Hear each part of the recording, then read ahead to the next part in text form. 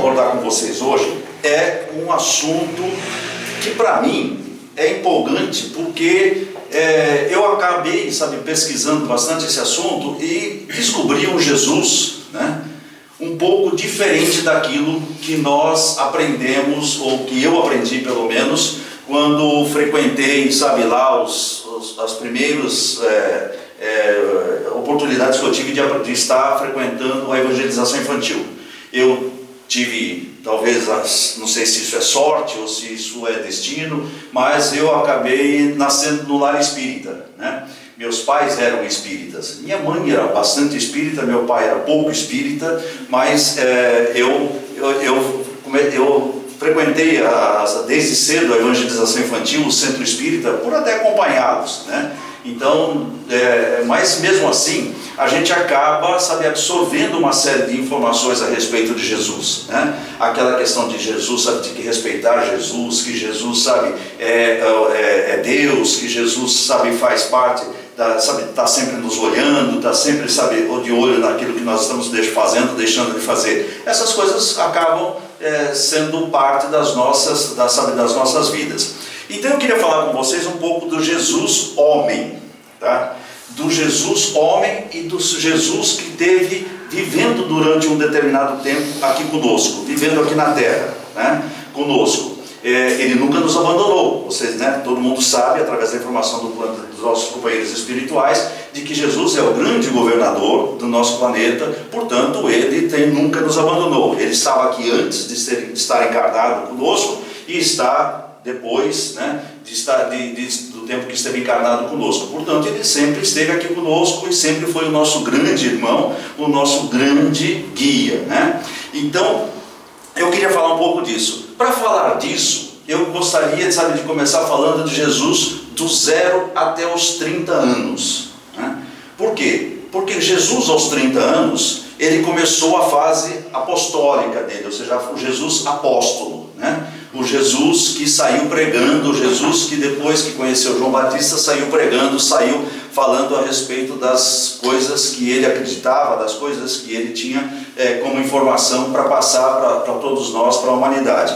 Do 0 aos 30 anos é um Jesus um pouco desconhecido, né? Nós temos algumas informações, mas o que aconteceu com Jesus antes dele se tornar o Jesus apóstolo, né? Para começar a falar disso, eu gostaria de contextualizar o que quem é Jesus no nosso planeta hoje, né? Além de ser o nosso governador, que nós acreditamos e tudo mais, o grande orientador do planeta Terra, Jesus ele influenciou aquilo que se chama os cristãos que habitam o nosso planeta, né? Não só os cristãos que estão habitando o nosso planeta encarnado, mas também aqueles desencarnados. Mas os encarnados, né, no mundo hoje de 7,6 bilhões de pessoas que vivem no nosso planeta, apenas 30% é cristão. Olha só, né? A gente como cristão, a gente como acreditando em Jesus Cristo, aceitando o Novo Testamento, aceitando aquilo que Jesus passou de informação através, que está escrito através dos apóstolos, né? Só 30%. Nós acreditamos que todo mundo é cristão, né?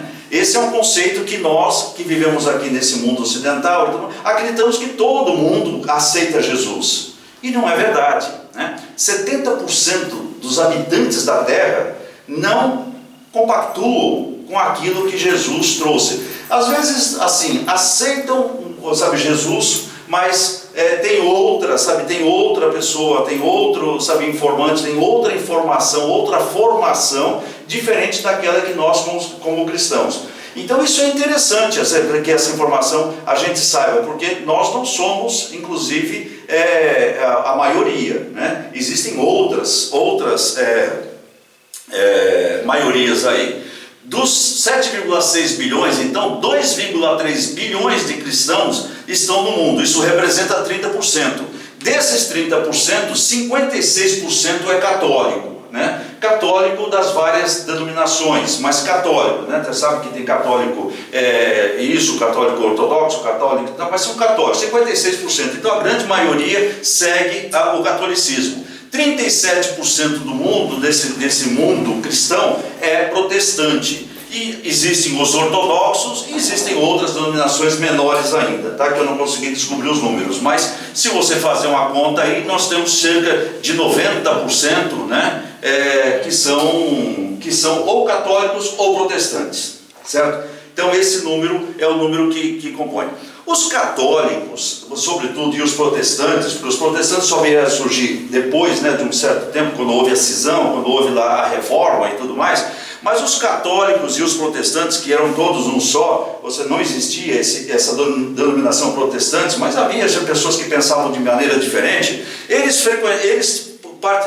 foram influenciados por um negócio chamado concílio, né? Esse concílio, ele foi executado durante vários anos. E é importante que a gente saiba da história desses concílios, que a gente conheça as informações desses concílios, porque esses concílios influenciaram demais, tá? Todo o pensamento cristão, toda a maneira como nós reconhecemos o cristianismo. Por exemplo, São Pedro, o famoso São Pedro, né? No ano 51 depois de Cristo, no outono de 51, em Jerusalém, São Pedro, ele foi o coordenador, ou seja, ele era o Papa da época, né? Ele que não tinha essa denominação ainda, mas ele era a pessoa que coordenava o cristianismo.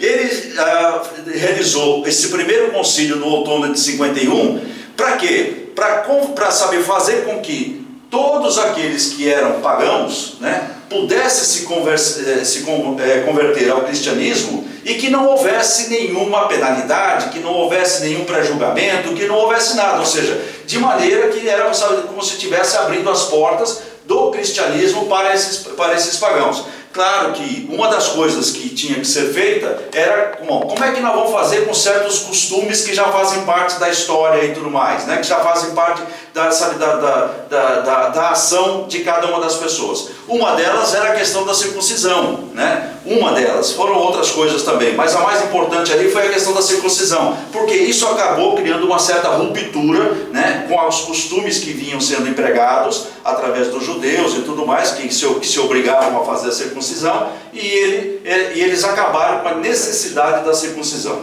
tá? Então essa foi uma grande mudança que teve no pensamento cristão da época. Depois de 197 depois de Cristo, São Vítor, que depois se transformou num santo, mas era o São Vítor, ele fez o Sínodo de Roma. Ele examina a questão da data da Páscoa, que também era importante, ou seja, tinha que ter uma Páscoa católica, tinha que ter uma Páscoa cristã, né? Lembra que nós estamos falando só de catolicismo e cristianismo nesse momento se confundem, tá? São a mesma coisa. Quando a gente fala catolicismo e cristianismo, é a mesma coisa aí, eles estão unidos. Então, nesse momento eles examinaram isso, e havia uma grande controvérsia. Por quê? Porque os judeus também tinham sua Páscoa, né? Aliás, os judeus hoje comemoram a Páscoa numa data totalmente diferente da nossa Páscoa, da Páscoa cristã, né? E tem uma razão para isso, ou seja, tem uma ligação para isso. E todo mundo sabe a história da Páscoa, que eu não vou ficar entrando em detalhes aqui.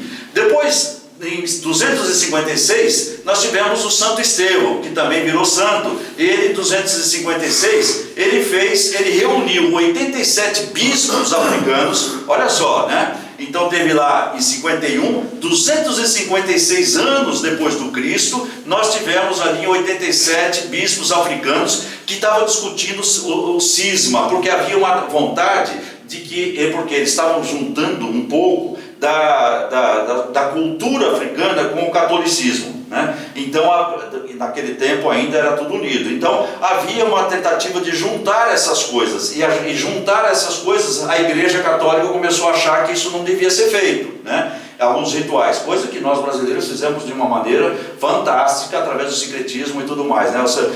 Juntamos certas coisas que chamamos de santo isso, e eles chamam de outro nome, né? O pessoal de raízes mais africanas, e acaba todo mundo convivendo numa boa, sobretudo se a gente for para a Bahia, para esses estados onde isso está acontecendo. Depois, o concílio de Elvira, em 306, reuniu 19 bispos e 24 presbíteros da Península Ibérica, e aí começou a ter um certo problema. Por quê? Aí eles decretaram nesse concílio que todo padre todo, sabe, religioso deveria ser celibatário. Tá? Em 306, acabaram com a possibilidade do religioso, né, ligado à Igreja Católica, ter uma esposa, ser casado. Tá? Então, olha só, isso não estava no começo. Só 306 anos depois é que isso surgiu como realidade cristã, né, e católica, que era a mesma coisa. Então, eu estou mostrando isso para falar para vocês que esses concílios criaram uma série de coisas que não tinha no cristianismo primitivo. Tá?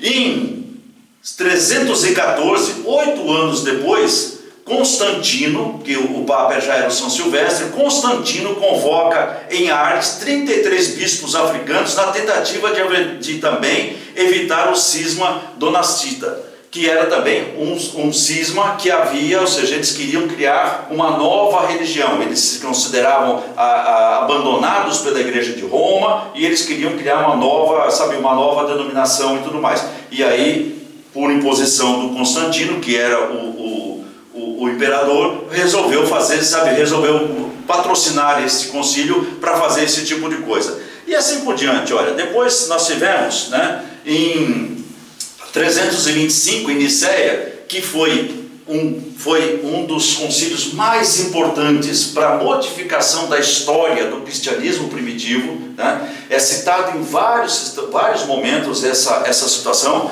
Então, o primeiro a reunir a cristandade, condena o arianismo como heresia e exila Ário. Ário que era? Ário era um bispo de Alexandria, né, famoso, que fez uma série de escritos importantes, que é reconhecido, sabe, até hoje como sendo muito importante para o cristianismo. Só que Ário defendia que Jesus era Jesus e Deus era Deus. Jesus e Deus não eram, sabe, a mesma pessoa, e que eles eram entidades diferentes, ou seja, coisas diferentes, né? Seres diferentes, não sei o que a gente pode definir como Deus, mas eles não eram as mesmas coisas. E a Igreja Católica tinha necessidade nesse momento de transformar Jesus em Deus. Por quê? Porque naquele momento você estava começando a acabar com o paganismo, você estava começando a acabar com aquela história de termos vários deuses: Deus do sol, Deus da lua, Deus da força, Deus das águas, Deus daquilo outro. Estava começando a ter um problema com relação a este conceito. E aí, se não transformasse Jesus em Deus, as pessoas não reconheciam as palavras de Jesus como verdadeiras. Não era importante. Se o cara não é Deus, como é que eu vou aceitar? Sabe, é um homem qualquer. É um homem, sabe, que nasceu aqui como eu nasci, como qualquer pessoa nasceu. Então, Ariano não, ele estava com vontade, ele queria provar que escreveu isso, sabe? E por conta disso ele morreu, né? Ele foi assassinado por conta dessa teimosia dele, por não aceitar que Jesus e Deus eram a mesma coisa.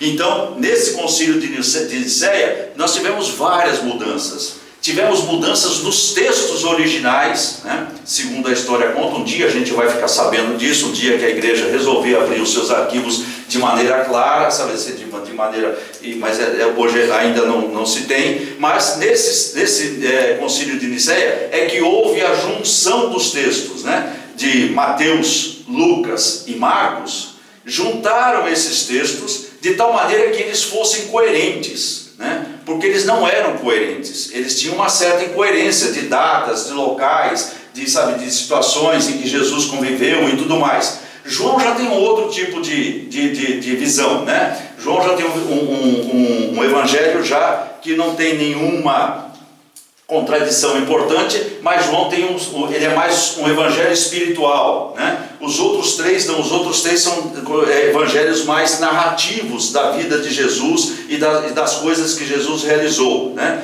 Tem alguma divergência, mas são pequenas, são coisas que não são importantes. Eles fizeram essas coisas todas, segundo conta a história, né? Eu estou passando aqui aquilo que falam, tá? Mas que esses evangelhos foram juntados ali, tá? que não se escreveu mentira, mas se tirou aqui, bom, ó, Jesus não podia estar aqui nessa época, e na mesma época no outro, sabe, no outro evangelho está em outro lugar, então vamos juntar isso aqui, quer dizer, o que está certo aqui? Aí, sabe, começaram a fazer as coisas todas. Em Constantinopla, que foi outro também em 381, que foi outro também concílio muito importante, reconheceu como dogma a natureza divina do Espírito Santo no credo, que esse nome comprido aí, que se recita na missa. Estabelece o bispo de Constantinopla como honras logo após o de Roma. Ou seja, como havia um problema sério de político na igreja, eles fizeram o seguinte: bom, tem o Papa em Roma e tem o cara de Constantinopla aqui, que também é o segundo da hierarquia da igreja, tá? E eles fizeram isso por quê? Para poder dar poder a esse cara. Esse cara depois acabou transformando, criando aquilo que se chama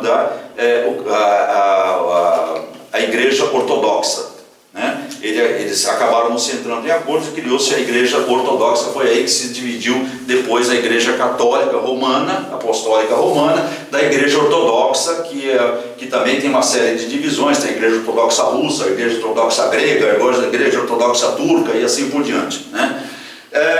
Depois, outro concílio também muito importante para as modificações que foram feitas, a de 431, né, reconhece o dogma da unidade da pessoa do Verbo com o corpo, do Verbo eterno com o corpo, a alma encarnados de Cristo. Ou seja, criou-se a história, ou seja, que é o Pai, o Filho e o Espírito Santo, e que se criou este conceito, que é um conceito que, sabe, que tem, aparentemente, mas isso não tem muita importância, mas tem uma importância fundamental. Tem importância fundamental no sentido em que você acaba dando a Jesus, tá, uma significância de Deus, ou seja, você confunde as duas coisas e você acaba não estabelecendo aquilo que é verdade entre uma coisa e outra. Daí surgiu uma série de coisas. Por exemplo, um Deus, Jesus, Deus, não podia ter nascido fruto de uma relação sexual. Um Jesus Deus, né? Porque nós todos nascemos de uma relação sexual, mas Jesus Deus não pode nascer de uma relação sexual. Um Jesus Deus não pode ter tido raiva. Então criou-se a história de que ele entrou lá, sabe, no templo e fez aquilo que fez. Então, sabe, cada coisa, cada detalhe que a gente às vezes não leva em consideração tem uma importância muito grande nessas mudanças todas, tá? Que criou-se o conceito de um Jesus, sabe, que era Deus, que portanto ele não podia ter, sabe, as coisas que nós tínhamos. Jesus não podia ter uma mulher, né? Como a história hoje começa a reflexionar de que talvez Jesus tivesse um caso, sabe, tivesse ou casado ou tivesse uma relação com alguma mulher. Jesus não podia, ele tinha que ser celibatário, porque Deus não pode ter, pode ter esse tipo de coisa, né? E assim por diante. Isso é uma série de coisas que foram acrescentadas, que não sei, que pode até ser. Jesus não pode não ter tido nenhuma esposa, mas Jesus não pode ter tido, por exemplo, ter nascido de uma mulher que teve um casamento normal e teve, sabe, uma relação sexual com o marido e, portanto, nasceu um filho. Ele tinha que ter nascido de uma virgem, né? De uma virgem que o anjo Gabriel, que o Espírito Santo, desculpa, que fez a gestação dela, né? E assim por diante. Então tem uma série de coisas que foram modificadas. E aí, em 451 teve outra coisa. Isso aí, se eu quisesse seguir, ia até os dias de hoje, tá? Esse concílio. Mas voltando a Jesus, né? A história, sabe, do nascimento de Jesus. Jesus nasceu naquela cidadezinha aqui, ó. Maria e José moravam aqui, em Nazaré. Maria e José, eles se conheceram em Nazaré. Os dois viviam em Nazaré, tá? Quando eles estavam em Nazaré, alguma coisa fez com que eles se conhecessem. Não sei exatamente como, mas... Tá. Obrigado. Então eles saíram daqui, tá? E aí eles têm uma situação que é a seguinte: tem uma explicação clara de por que eles estavam em Nazaré. Maria é filha de duas pessoas que são judias também, um homem e uma mulher que são judeus. E José era também filho de Davi, ou seja, não filho direto de Davi, mas ele era da família de Davi. A família de Davi era de Belém, né? Ele foi para Nazaré porque ele foi atrás de alguma oportunidade de vida. E aí, chegando em Nazaré, ele teve contato com Maria e conheceu Maria neste momento. Bom, essa aqui era a história, a situação geográfica de Israel. Naquele tempo não existia Israel, da situação geográfica daquele período lá. A Judéia ficava aqui, com Jerusalém aqui. Aqui nós tínhamos o Mar Morto. Esse aqui desce, aqui, esse riozinho aqui que desce é o Rio Jordão, né? Aqui nós temos Nazaré. Magdala está aqui, da onde veio Maria de Madalena, tá? Cafarnaum, são cidades importantes dessa história toda aqui, tá? E aqui é Judéia, Samaria, Galileia, né? São as três regiões importantes na história do Cristo. Hoje esta região está assim, ó, né? Naquele tempo não tinha Estado de Israel. Lembra que Israel, né, não existia. Que Moisés atravessou o Rio Jordão, levando tal, não sei o quê. Não existia o país chamado Israel. O país chamado Israel surgiu em 1964, com a tomada lá, com a guerra que eles impuseram e que a ONU acabou reconhecendo. Israel está aqui, né? O Egito está aqui, a Jordânia está aqui, aqui é a Cisjordânia, essa parte cinza. Israel é tudo isso aqui de verde. Aqui tem uma faixa de Gaza, que é a chamada faixa de Gaza, que é onde os palestinos vivem ainda, tá? E aí essa faixa de Gaza é onde tem uma confusão constante ali, de invasão e tudo mais, tá? Aqui está Jerusalém. Jerusalém está dividida, né? Como vocês veem ali, Jerusalém está bem no meio ali, está uma divisão. Metade de Jerusalém é palestino, da Cisjordânia, metade de Jerusalém é de Israel, tá? Então, e a capital de Israel hoje, a capital de Israel hoje é Tel Aviv, está aqui, né? Essa parte, essa pontinha vermelha aqui.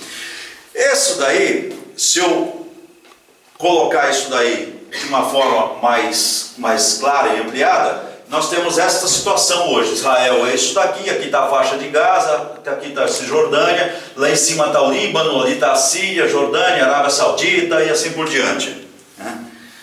Isso daqui era aquela região toda ocupada pelos romanos, em 117 depois do Cristo, tá? 117 anos depois do Cristo, os romanos ainda dominavam toda uma boa parte do mundo, né? Do mundo, inclusive do mundo civilizado. E aqui nós temos toda, a Espanha, né? Nós temos a Itália e assim por diante. E eles, onde é cinza, eles não tinham influência. Isso aqui era mar, né? E onde está essas corzinhas aqui é onde eles tinham uma certa influência política, mas não dominavam, tá? Eles não conseguiram dominar. Então está aí a parte que 117 anos depois que o Cristo, no ano 117 depois do Cristo. Isso daqui é o Oriente Médio antes, 323 antes do Cristo. Não era dominado pelos romanos. 323 antes do Cristo era dominado por Alexandre, né? Aquele que a gente chama de Alexandre o Grande. O Império Alexandrino, então, era tudo essa parte laranja aqui, né? Inclusive, tá aqui, Israel também estava ou que é hoje Israel, também estava dominado por isso tudo. Eu estou mostrando isso só para mostrar para vocês o seguinte: esses caras, tá, conhecidos como judeus hoje em dia, eles não tinham uma pátria, eles eram um povo nômade, era um povo errante que vivia se colocando daqui para lá, daqui lá para cá e tudo mais, e eles foram sempre dominados. Eles sempre foram dominados por alguém, tá? E aí isso marcou a civilização judia, marcou, o pensamento do judeu, marcou, a maneira deles pensarem, deles refletirem até hoje. Isso tem uma influência muito grande naquilo que é hoje. E aqui está hoje, né, de uma maneira mais ampliada, toda esta região. O Egito está aqui, Israel, esse laranjinha que está aqui, a Jordânia, né, a Cisjordânia está aqui, a Síria, a Cisjordânia, esse cinza aqui, a Síria está aqui, o Líbano, esse pedacinho meio mais roxo, o Iraque, que teve a guerra famosa, o Irã, né, a Turquia, e assim, a Grécia está aqui, tá? Aqui já começa a Bulgária, já começa a Europa, aqui para cima, né? A metade da Turquia já está, um pedaço da Turquia já é Europa e assim por diante, tá? Então essa é a situação de hoje, né? Eu estava falando para vocês que os judeus não reconhecem, os judeus têm essa situação, e uma das coisas que se passaram, sabe, que se passou com os judeus é o seguinte: eles não reconhecem Jesus, eles não aceitam Jesus como Messias, né? Por uma razão bastante prosaica até, né? Está escrito no Talmud, no Torá deles, tá? Está escrito o seguinte, que o verdadeiro Messias é aquele que vai fazer o povo judeu voltar para a sua pátria e vai reconstruir o templo de Jerusalém, né? E Jesus não fez nada disso.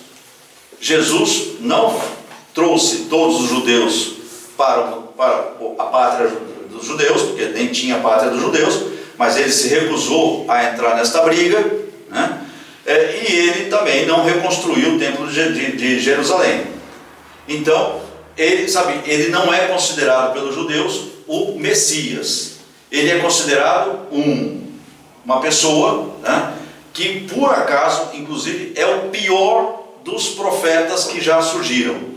Porque é o profeta que, além de não ter feito aquilo que ele está escrito nas escrituras judaicas, né, ele ainda atrapalhou demais, ou seja, ele criou muita confusão no mundo todo, criando inclusive uma outra denominação, afastando inclusive pessoas que poderiam estar ligadas ao judaísmo.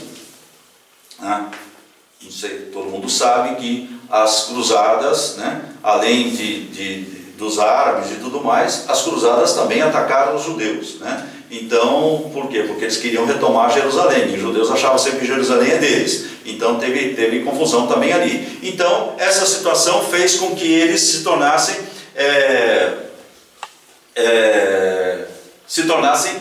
contrários a Jesus, tá? Eles consideram Jesus não um judeu. Tem alguns judeus que têm uma visão um pouco mais branda a respeito de Jesus. Eles entendem que Jesus foi um profeta que trouxe uma contribuição importante para a humanidade, tá? Apesar de não ter sido o Messias deles, mas é um cara importante que deve ser analisado, deve ser estudado, né? Agora, os grandes, aqueles ortodoxos, né, que a gente vê usando chapéu, com aquele cabelo caindo aqui assim, eles são radicalmente contra Jesus e não aceitam Jesus, né? Em Isaías 51 a 53 fala, de uma pessoa, né, porque aqui é um questionamento importante, que fala o seguinte: no Velho Testamento, em Isaías, há quem diga o seguinte: mas Isaías falou de Jesus, citou Jesus, né? E aí, hoje, os grandes estudiosos do Talmud, e do Torá, todos eles afirmam que aquela pessoa com qual que Isaías estava se referindo não é Jesus, né? Não se trata de Jesus. Então, não dá para usar hoje, tá, o Isaías 51, 53, que é o que, por exemplo, os protestantes utilizam, né? Os protestantes hoje, como eles gostam muito do Velho Testamento, então eles querem forçar o Velho Testamento, na tradução inclusive de algumas Bíblias protestantes, de que Jesus seria aquele citado por Isaías no capítulo 51 a 53. E hoje os judeus afirmam que não é verdade, que não está citando lá, porque inclusive há problemas de tradução. A tradução foi forçada, né? A tradução foi feita de tal maneira que desse a entender que era Jesus. E quando eles falam assim, olha a tradução correta, do hebraico é assim, assado, e não fala, e não cita Jesus, ok? Então essa é basicamente a história do porquê os judeus não aceitam. Bom, imagina o seguinte: Maria e José viviam em em Nazaré, e estavam lá vivendo em Nazaré, e aí ia ter o seu filho em Nazaré. Eles aquele ser que estava sendo gerado por Maria, ia nascer em Nazaré. Acontece que um determinado imperador romano, o César Augusto, decretou, exatamente no período em que Jesus estava sendo gerado, tá? Ele decretou um censo para todo o Império Romano. Ele queria saber quantas pessoas tinham e aonde estavam essas pessoas, para poder cobrar impostos e tudo mais. Ele achava que estava sendo enganado. Então ele fez o seguinte, ele decretou um censo, o mesmo censo que faz o IBGE aqui e tudo mais. Só que, como era muito difícil de ser feito, o que ele fez? Ele mandou fazer o seguinte, ele falou, olha, todo mundo tem que se dirigir para a família que é o berço da família, tá? E isso era do homem. O homem se a mulher era, por exemplo, de uma família e o homem era de outro, tinha que ser da família do homem. E aí José era descendente de Davi, né? Daí também vem uma outra história que Jesus, que está escrito no Torá e no Talmud, que o Messias será linha direta de Davi, né? E Jesus era a linha direta de Davi. Por isso que tem muita gente que fala que Jesus foi o grande Messias e tudo mais, mas os judeus acabam não aceitando porque ele não fez o que eles achavam que devia ter sido feito. Mas aí José era da família, era da ramo direto de Davi. E aí ele falava o seguinte, olha, todo mundo tem que se dirigir para onde a família é a base da família. A base da família de Davi era em Belém. E Maria e José, eles tiveram que sair de Nazaré e ir para Belém para poder atender a uma ordem do imperador César Augusto. E isso foi feito, ou seja, Maria e José. Foi por isso que essa história que se conta, de que Maria e José saíram, né, Maria no lombo do jumento lá, e caminhou e tudo mais. Essa caminhada foi feita assim, ó, saiu de Nazaré e foi para Belém. Na verdade, isso daqui está um pouco reto demais, tá? Porque aqui tem uma cadeia de montanhas que não se fazia essa viagem. Essa viagem vinha para cá, ó, vinha beirando o Jordão e depois é que virava para Belém, tá? Que o caminho virava para Belém. Esse negócio tem hoje, tá, uma distância importante. Isso daí tem, em algum lugar eu escrevi aqui, tem 112 quilômetros de distância, tá? 112 quilômetros andando em cima de um lombo de um jumento, tá? Com uma mulher grávida, né? E a Bíblia fala que ela já estava com 6 meses, quando o anjo Gabriel a visitou e tudo mais. Ela diz o seguinte, ele diz que isso aí devia ter sido feito em 12 dias, né? Pelo menos em 12 dias. Andando aí 12 quilômetros por dia. Esse foi o caminho que eles fizeram. Então eles gastaram de 10 a 12 dias. E isso tinha uma certa... não era fácil de ser feito, né? Era uma viagem complicada, tá? Essa viagem não era simples. Aí, Jesus, a primeira coisa que vem daí, porque aí a gente começa a fazer algumas reflexões. A primeira coisa que vem daí, conclusão que vem daí, será que Jesus nasceu em dezembro? Dia 25 de dezembro, né? Não deve ter sido 25 de dezembro, tá? Os historiadores mostram que não pode ter sido 25 de dezembro, por uma razão simples também. 25 de dezembro é o inverno em Israel, que hoje é chamado de Israel. Era inverno naquela região, tá? E ninguém viajava no inverno. Não tinha pousada, não tinha hotel, não tinha, lugares... O negócio era bravo, era dormir no relento mesmo. Então ninguém fazia essa viagem, tá? Então é possível que Jesus tenha nascido em outro momento, mas foi escolhido 25 de dezembro, num dos concílios que eu mostrei para vocês ali. Por quê? Porque foi decretado que ia nascer dia 25 de dezembro, porque para coincidir com uma data importante do paganismo, aonde os romanos e tudo mais já comemoravam uma festa importante. Então vamos escolher dia 25 de dezembro, que a gente faz uma festa só e a gente usa, todo mundo vai falar que a festa é pro Jesus aqui, tá? Pro nascimento de Jesus, Natal. Então foi escolhido dia 25 de dezembro. Provavelmente ele nasceu entre novembro e março, tá? Mas ninguém sabe ao certo, ninguém tem essa informação, né? Foi adotado dia 25 de dezembro porque era uma festa importante era uma festa pagã em prol do rei Saturno, né? esse era uma festa muito famosa em Roma e nos lugares onde Roma já ainda dominava, né? Roma dominava uma boa parte do mundo. Então, para fazer, sabe, para poder ficar compatível com a festa romana, eles fizeram essa festa conhecida dia 25 de dezembro. Isso foi adotado num dos concílios lá que eu mostrei para vocês. Bom, e por que Jesus nasceu numa manjedoura, né? Tem um lado simbólico aí, tem um lado, sabe, importante de ter nascido numa manjedoura, que é mostrar um Jesus humilde, um Jesus, né, uma família humilde, uma família, sabe, que nasceu no meio dos animais e tudo mais. Só que tem uma situação, sabe, que também os historiadores sabem. Belém naquele tempo tinha 300 habitantes, né? Nazaré era do mesmo tamanho também. Nazaré tinha de 300 a 400 habitantes.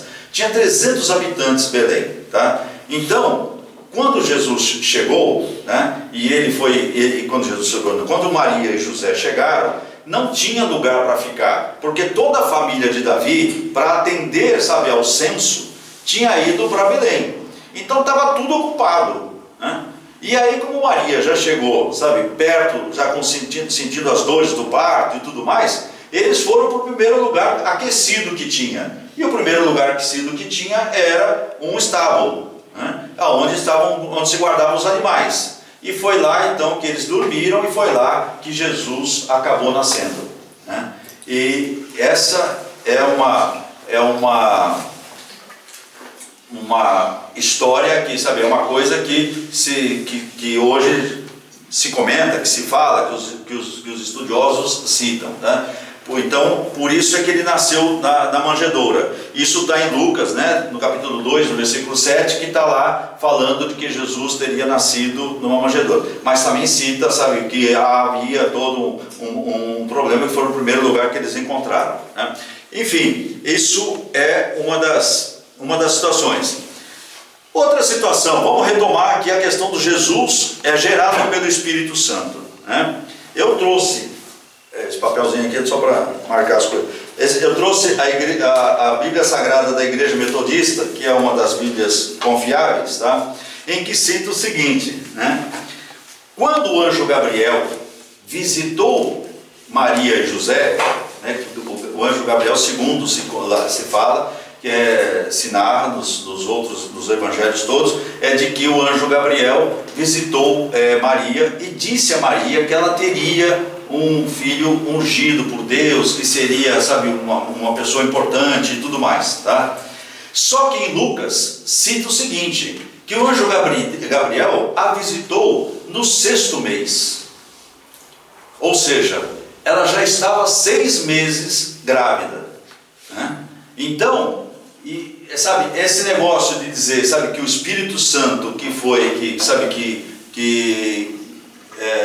fez com que Maria ficasse grávida, tem uma certa, não é uma coisa muito aceita por todo mundo, tá? Então, seguinte, até porque, se no 6º mês, tá, ele não tivesse ainda casada, tá, e tivesse grávida, vocês sabem o que aconteceria com uma mulher naquele tempo, grávida sem estar casada?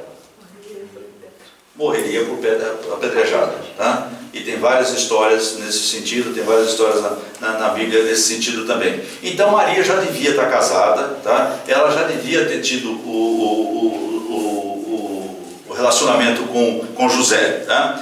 E isso está bastante descrito em Lucas aqui, no capítulo 7, olha, quando fala no 6º mês, no capítulo 1, versículo 26, se meu olho não estiver errado, com essas letrinhas aqui, no 26, no 6º mês, foi o anjo Gabriel enviado da parte de Deus para uma cidade da Galileia, chamada Nazaré. Uma virgem desposada, essa virgem desposada, a tradução correta, segundo, sabe, do hebraico, não é uma virgem, é uma jovem desposada, é que as Bíblias foram ajeitadas para ficar de acordo com o que se queria, tá? Uma jovem desposada com um certo homem da casa de Davi, cujo nome era José.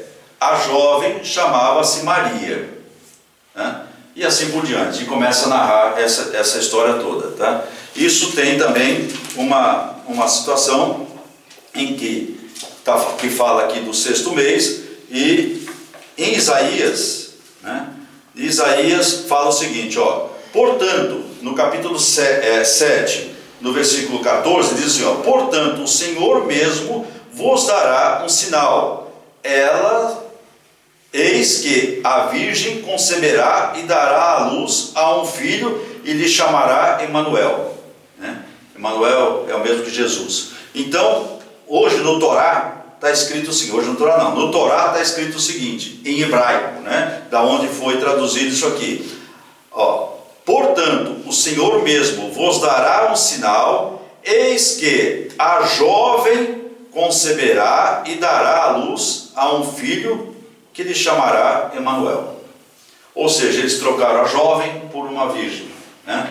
Que é para poder ajeitar a situação do que eles queriam ajeitar, tá?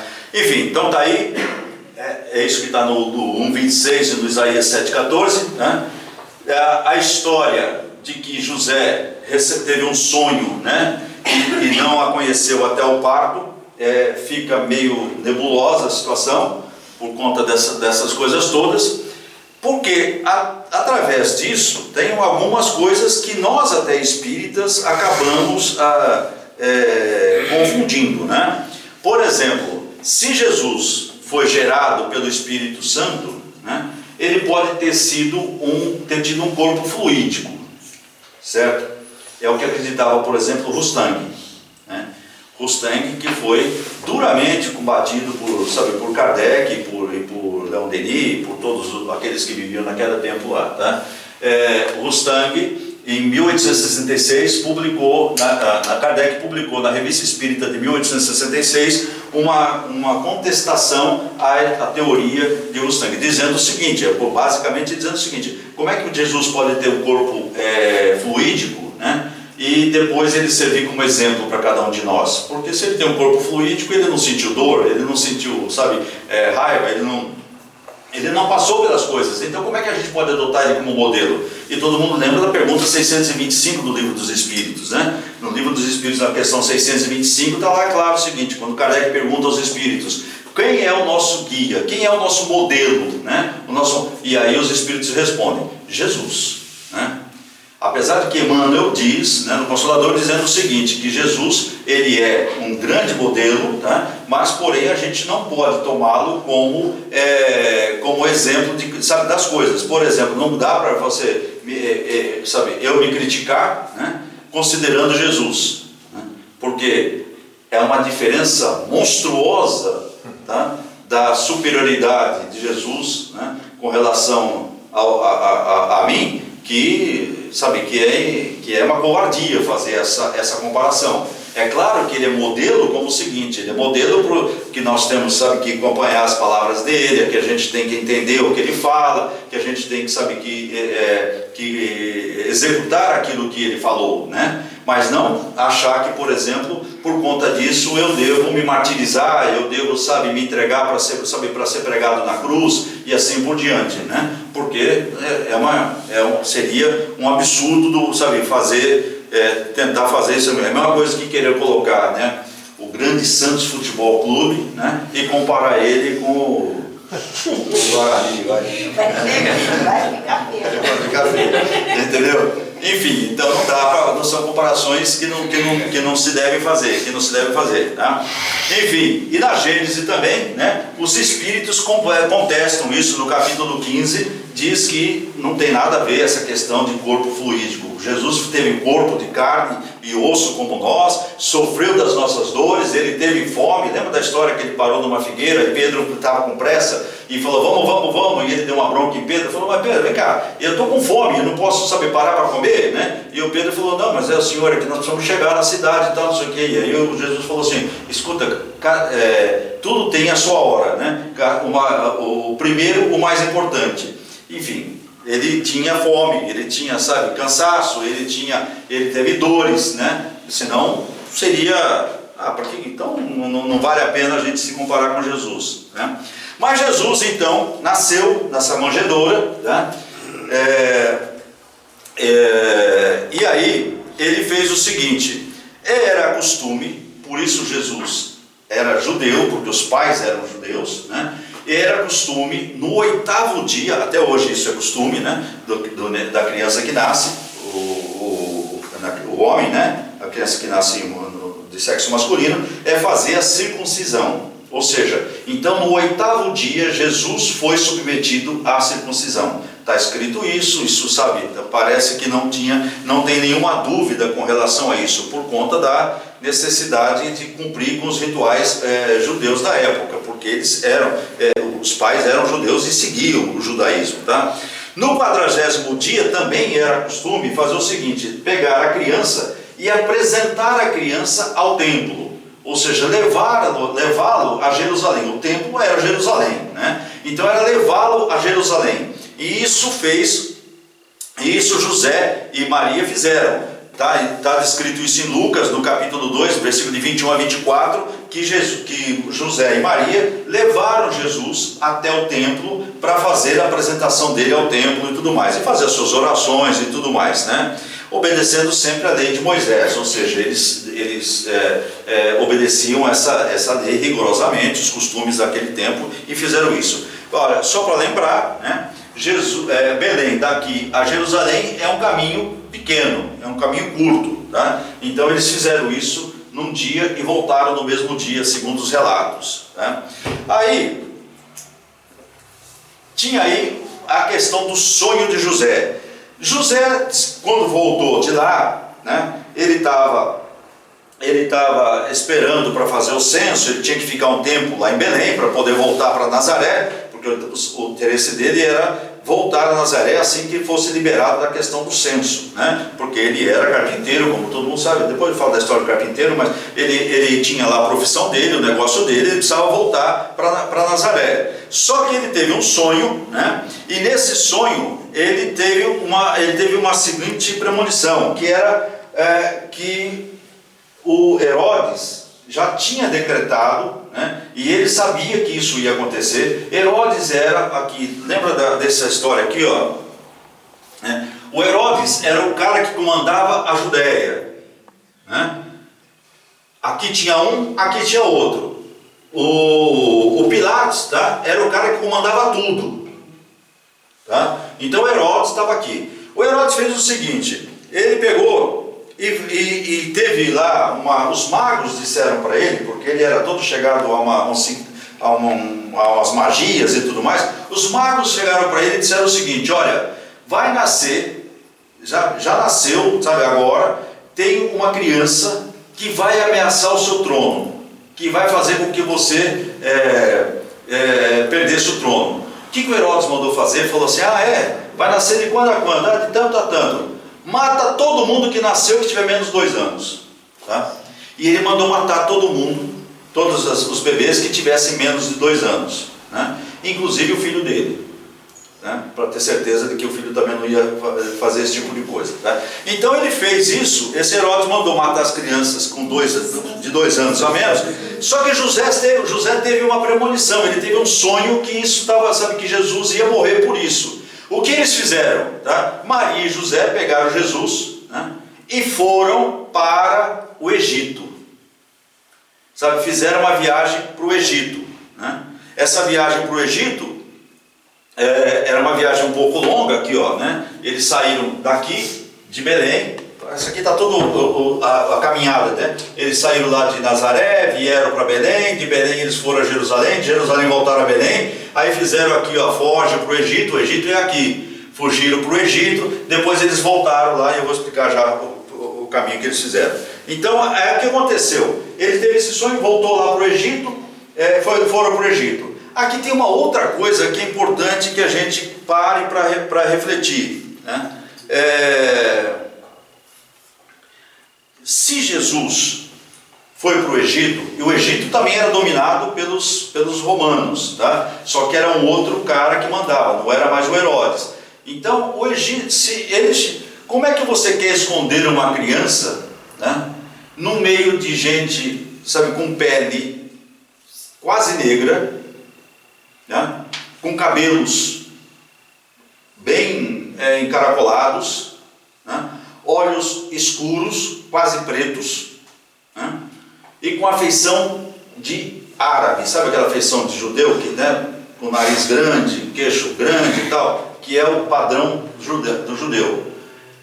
Como é que você quer esconder uma criança loira, de olhos azuis, branquinha, né, estilo europeu, dentro de uma nação que tem todo mundo com essas características? Então, essa imagem que a gente faz de Jesus hoje, né, loiro, branco, cabelos longos, lisos, né, olhos azuis, né, essa imagem é uma imagem que foi criada nos anos 400 depois de Cristo, né? A primeira vez que apareceu isso foi no concílio daqueles que eu mostrei, nos anos 400 depois de Cristo.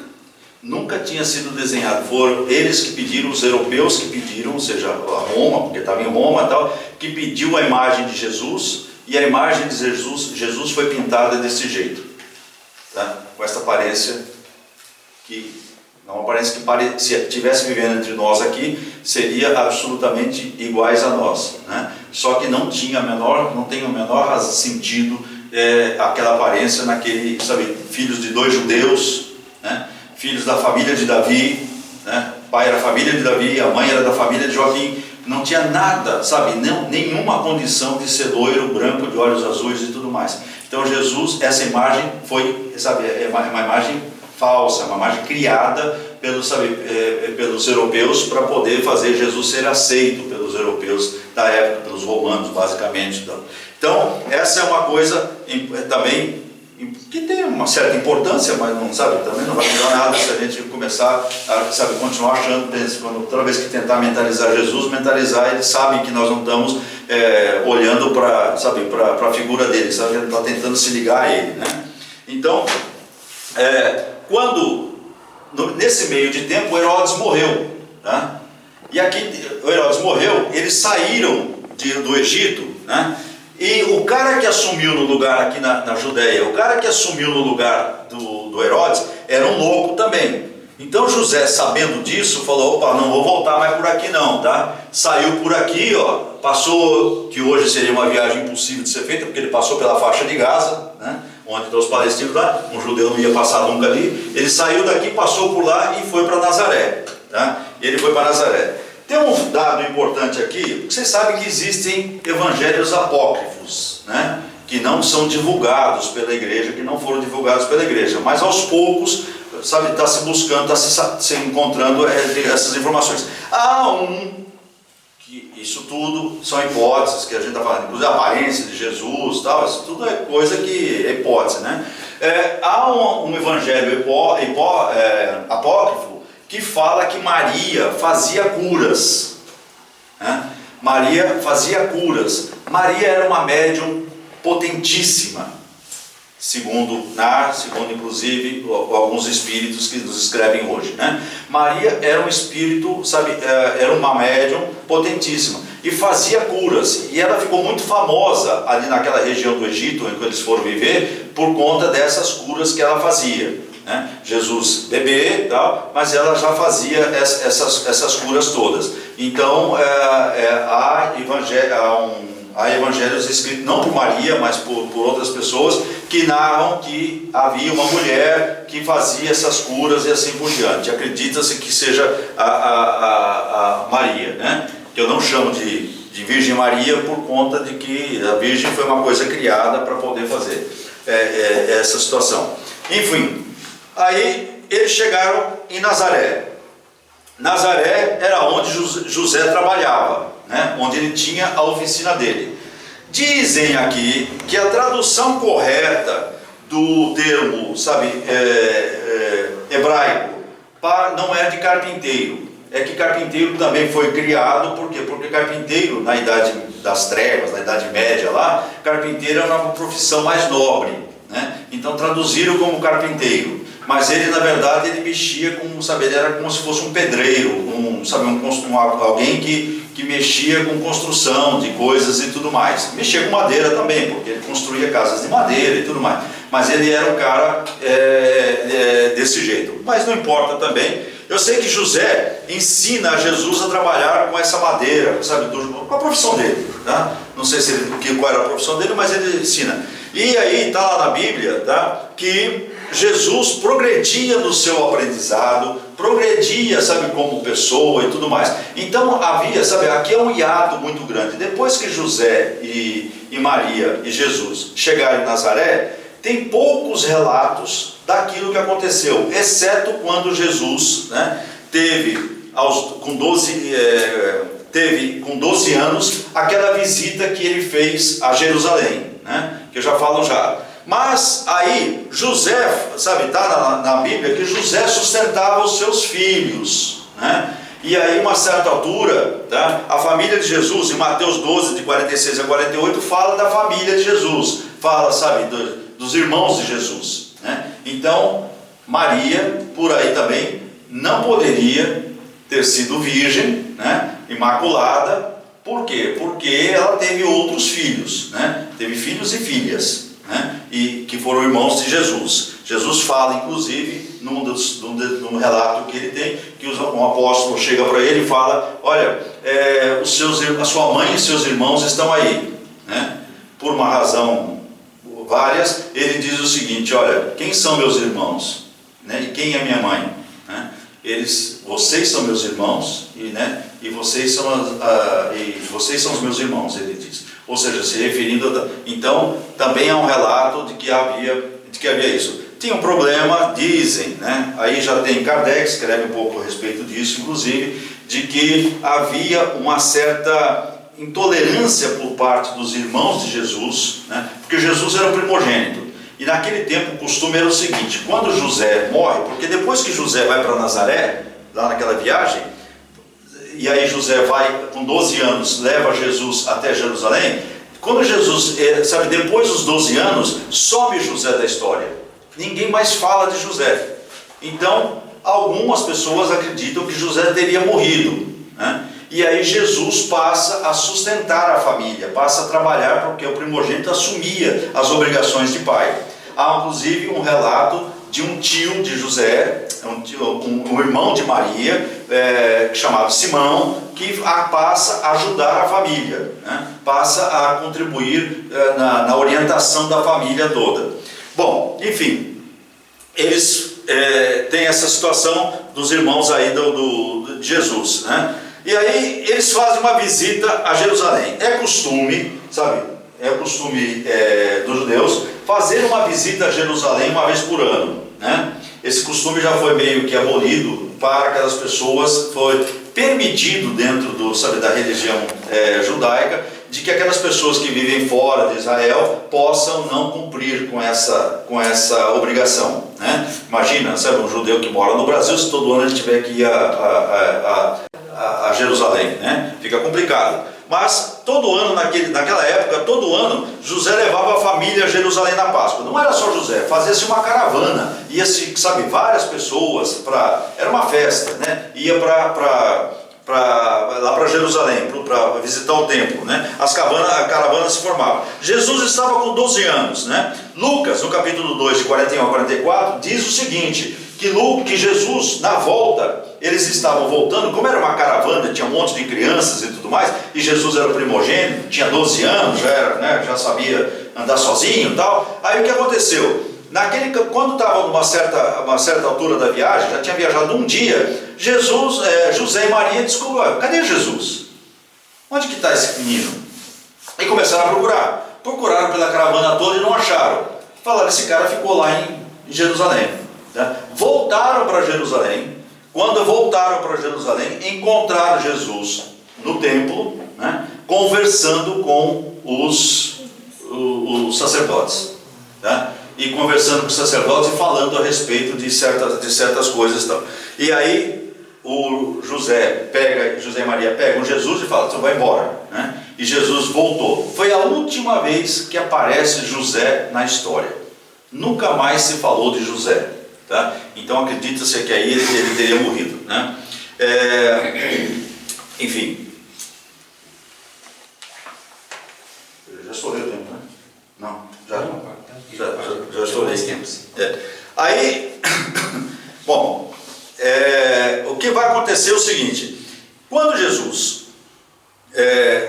passa esse período todo, porque aí é um período sem nenhuma informação da história, a não ser conjecturas, do tipo, sabe, que Jesus, fala-se que Jesus crescia, que sustentava, que trabalhava e tudo mais, e que aprendia, que continuava crescendo e tudo mais. Há alguns historiadores que dizem que Jesus já participava, fala até que Jesus foi convidado para participar de um grupo político chamado de Zelotes, né? Zelotes eram um grupo político, de política mesmo, que queria separação, ou seja, queria fazer a revolução para separar Israel, sabe, dos romanos, né? E aí, inclusive Judas participava desse grupo.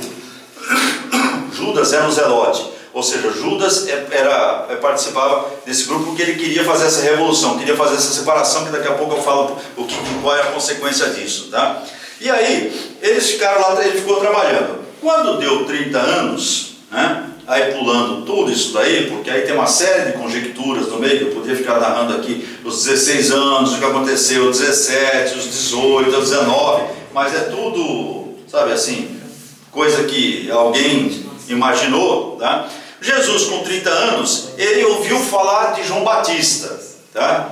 João Batista que ele já tinha conhecido quando criança, porque João Batista era primo dele, né? Lembra que ele era filho de Isabel, e ele já tinha conhecido João Batista quando criança, né? Mas ele não lembrava, ele era muito criancinha. E ele ouviu falar de João Batista. E ele foi então a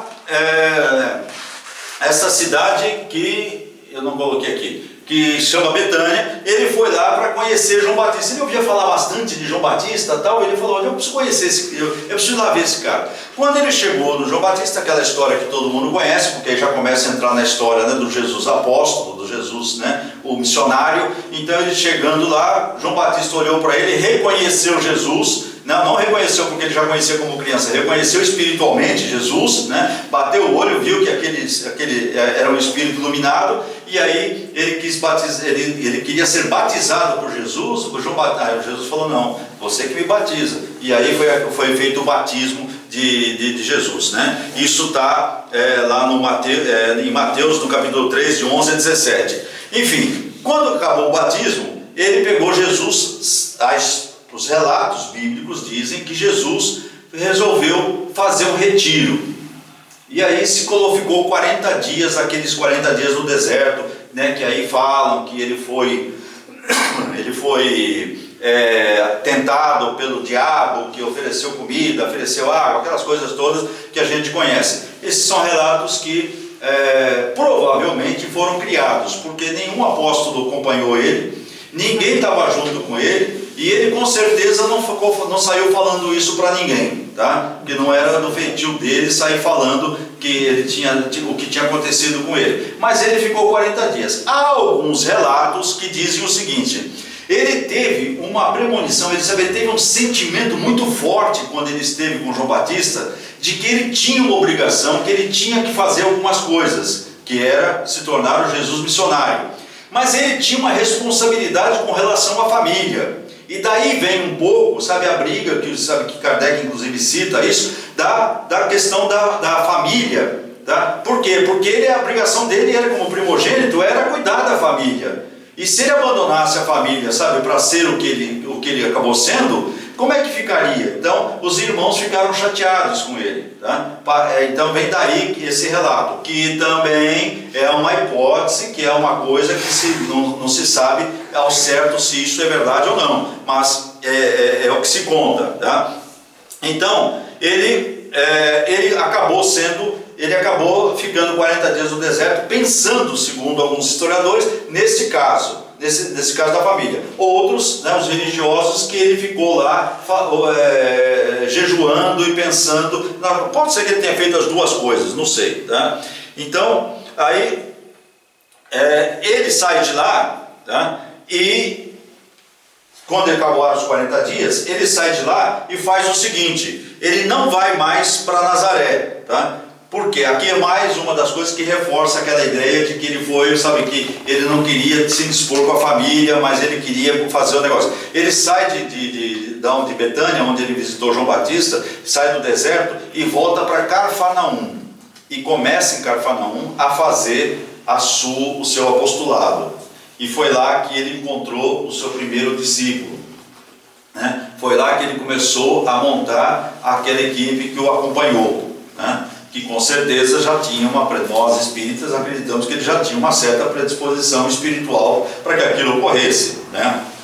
Então ele começa a fazer lá as suas primeiras pregações, tá?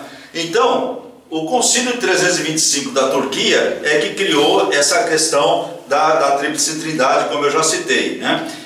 Foi que Jesus se transformou no divino no humano, e que de divino ele tem a espiritualidade dele, a superioridade moral que ele tem, que sabe que ele demonstrou, mas não que ele não se pode chamar Jesus, né? Nós espíritos sabemos que não podemos chamar Jesus de Deus, mas isso é muito comum para nós, né? Eu tenho certeza absoluta que quando a gente faz uma prece, sabe, a maior parte das pessoas fazem uma prece, a gente faz o seguinte: Deus, no momento que Deus ou Pai, a primeira imagem que vem é de Jesus, né? Então a gente acaba também, por quê? Porque isso é cultural, isso faz parte da nossa formação, né? E assim por diante, todas essas coisas todas que eu já falei para vocês, só para ir para frente aqui. Enfim, todas essas informações, tá? Muitas dessas informações tem num livro chamado A Vida de Jesus, escrito por Ernest Renan. Aqui tem um problema sério que é o que foi criado, né? E isso precisou ser criado para fazer com que os homens respeitassem. Imagina homens brutos, homens, sabe, que tirar a vida era a coisa mais comum do mundo, que fazer as coisas erradas eram coisas, sabe, era absolutamente normal e tudo mais. Era preciso transformar Jesus em Deus. Era preciso fazer com que a Bíblia se tornasse infalível, que o que estivesse escrito ali fosse, sabe, palavras divinas. Por isso que tudo isso foi criado. Agora, não importa muito, sabe, para nós, não importa muito se Jesus tinha esse caráter, sabe, divino, ou não tem o caráter divino. O que importa é que Jesus é nosso irmão maior, que Jesus foi aquele irmão que nos deu, sabe, a segunda revelação, que nós fizemos dessa segunda revelação todo o nosso caminhar espiritual, que essa segunda revelação faz parte das nossas vidas, que essa segunda revelação é aquilo que nos dá aquilo que Jesus disse: vocês são o sal da terra. Nós somos o sal da terra, por quê? Porque devemos empregar as palavras de Jesus, porque devemos executar as palavras de Jesus, porque devemos viver Jesus na sua plenitude. Viver Jesus na plenitude não é transformá-lo em algo qualquer, não é transformá-lo apenas em palavras que estão numa Bíblia ou que está no Evangelho. Transformar Jesus, o fazer de Jesus algo que nos crie caminhos, que nos crie situações em que nós podemos dizer: nós convivemos com Jesus. Jesus faz parte das nossas vidas.